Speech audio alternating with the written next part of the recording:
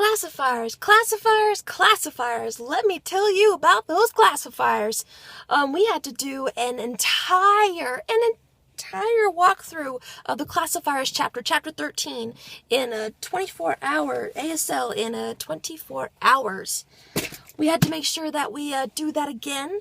Ever since our final back in December, we haven't been doing all that great. So, we gotta get back into the groove of things, because last week we had our special guest, Grant Laird from Texas Deaf Network.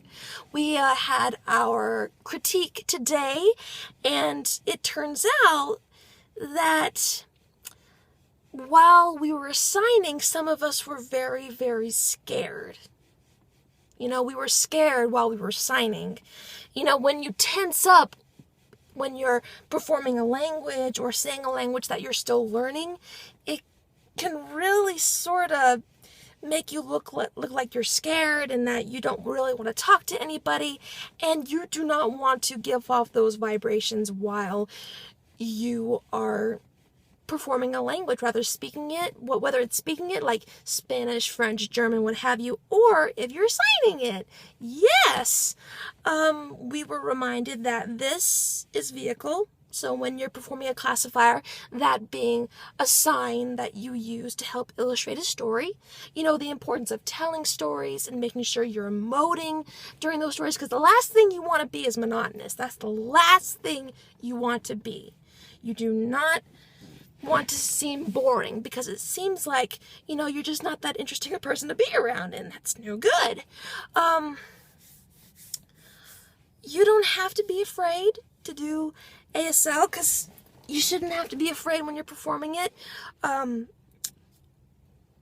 My teacher reminded us of an app called Glide. It's kind of like FaceTime. What FaceTime is to the iPhone is what Glide is to ASL. It's a video chat, and you can perform signs. I'm going to try and start a new practice, signing in front of the mirror. That's what I'm going to be doing.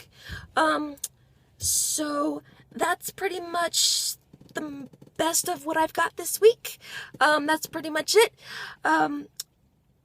Don't be afraid to sign. Don't be afraid to learn. Get to know other signers. Come to deaf events or hard of hearing events, depending on who you talk to.